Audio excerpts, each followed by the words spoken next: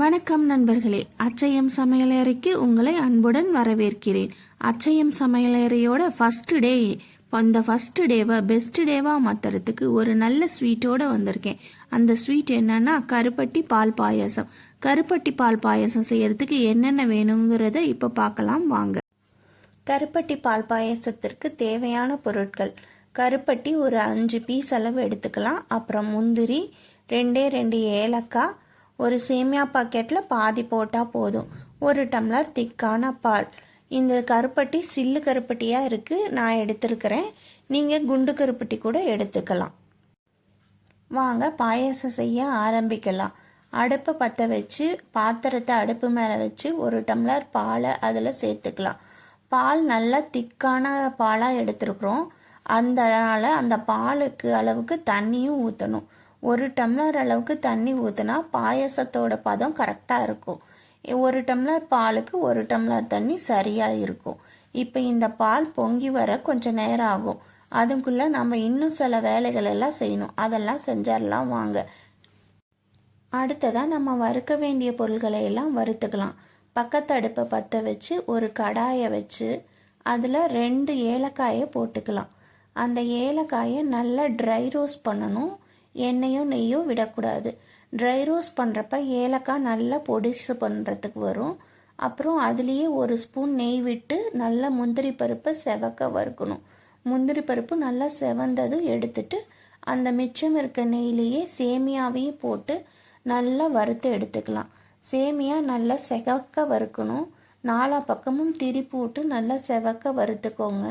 சேமியா செவந்து வறுக்கணும், அதே சமயம் தீஞ்சிடக்கூடாது. இந்த மாதிரி திருப்பி திருப்பி நல்லா சேமியாவை ரோஸ்ட்டாக வறுத்துக்கணும். பால் இன்னும் பொங்கி வரலை, அதுங்குள்ள சேமியாவை நல்லா வறுத்துக்கலாம். நல்லா சிம்மில் வச்சு நல்லா சேமியாவை வறுக்கணும். சேமியா நல்லா வறுபட்டுரும். கொஞ்ச நேரத்துலேயே அது வறுத்ததுக்கப்புறமா இந்த பாலில் போடணும். சேமியா பாருங்கள் நல்லா வறுபட்டுருச்சு. இந்த அளவுக்கு சிகப்பாக இருக்கணும். நம்ம பால் நல்லா பொங்கி வந்துருச்சு. பால் பொங்குனதும் அடுப்பை கொஞ்சம் சிம் பண்ணிக்கோங்க. சிம் பண்ணிவிட்டு நம்ம வறுத்து வச்சுருக்கிற சேமியாவை அதில் போட்டுடலாம். சேமியாவை போட்டதும் ஒரு கிளறி விட்டுக்கோங்க. அடியில் சேமியா பிடிக்காமல் இருக்கிறதுக்காகத்தான் அது. சேமியாவை ஒரு கிளறிட்டு அது வெந்துட்டு இருக்கட்டும். அதுக்குள்ளே நம்ம இன்னும் கொஞ்சம் வேலைகள்லாம் செய்ய வேண்டி இருக்குது. அதையெல்லாம் செஞ்சிட்டோம்னா இந்த பாயசம் ஃபினிஷ் ஆகிடும். வாங்க இப்போ கருப்பட்டியை நல்லா காய்ச்சி வடித்து எடுத்து வச்சுக்கலாம். ஒரு பாத்திரத்தை அடுப்பில் வச்சு அதில் நம்ம கருப்பட்டிகளை போட்டுட்டு ஒரு 1/4 டம்ளர் இல்லைன்னா ஒரு 1/2 டம்ளர் அளவுக்கு தண்ணி ஊற்றி காய்ச்சனோம்னா போதும். அந்த தண்ணியிலேயே இந்த கருப்பட்டி கரைஞ்சதுனாவே போதும். கரைஞ்சதும் ஒரு 5 நிமிஷம் கொதிச்சதுன்னா ஆஃப் பண்ணி வடிச்சுக்கலாம். இதை பாருங்கள், கருப்பட்டி போட்டாச்சு, நல்லா கரைஞ்சிருச்சு. இந்த கரைஞ்ச தண்ணி ஒரு 5 நிமிஷம் கொதிச்சதும் எடுத்து வடித்து தனியாக வச்சுருங்க. இந்த கருப்பட்டியை நம்ம கடைசியாக தான் பாயாசத்தில் சேர்க்க போகிறோம். இப்போ பாருங்கள், இந்த சேமியா நல்லா வெந்துருச்சு.